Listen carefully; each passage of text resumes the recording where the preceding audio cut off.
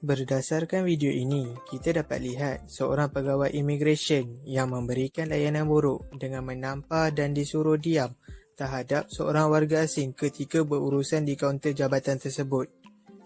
Tindakan pegawai tersebut jelas tidak menghormati warga asing tersebut dan menjejaskan imej Jabatan Perkhidmatan Awam di Malaysia.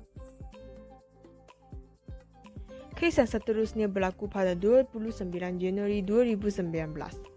Terdapat 2,000 pekerja warga Nepal melancarkan mogok di sebuah kilang salung tangan di Sepang. Mengikut siasatan yang dilakukan, syarikat tersebut iaitu WRP Asia Pasifik Sendirian Berhad didapati telah melakukan pelbagai kesalahan, antaranya potong gaji yang tidak adil, penetapan waktu kerja yang salah sewaktu hari cuti dan tidak membayar kerja lebih masa kepada warga asing.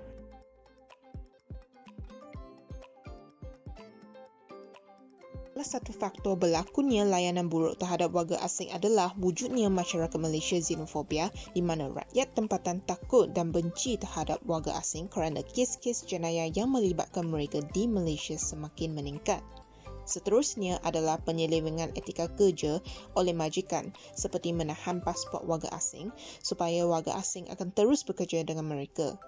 Akhirnya, pentadbiran dan skim pekerja warga asing yang tidak holistik menyebabkan hak asasi warga asing dicabuli oleh majikan yang tidak beramanah.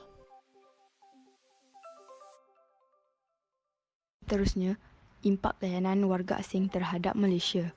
Antara impaknya adalah hubungan bilateral antara negara lain dengan Malaysia mungkin juga tercecas. Akibatnya, ekonomi negara Malaysia akan turut terjejas. Hal ini kerana Indonesia merupakan pemegang peratus yang besar dalam perkebunan kelapa sawit.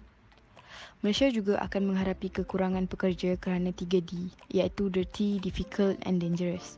Warga asing tidak rela bekerja dalam keadaan yang kotor dan mereka juga didiskriminasi oleh rakyat tempatan serta majikan di syarikat tempat mereka bekerja.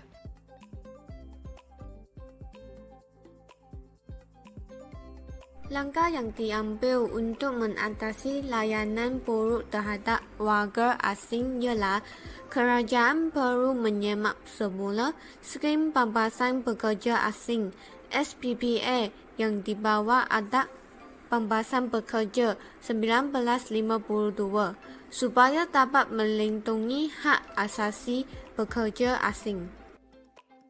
Antara langkah yang perlu diambil bagi memastikan rakyat Malaysia menghormati warga asing ialah pendidikan awal oleh ibu bapa.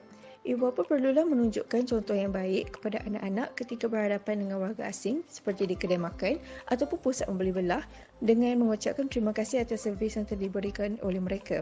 Selain ibu bapa, guru-guru di sekolah juga boleh memberi contoh dan nasihat yang baik bahawa warga asing perlu mendapat layanan yang sama oleh komuniti kerana mereka juga adalah manusia yang sedang mencari sumber pendapatan untuk diri dan keluarga mereka.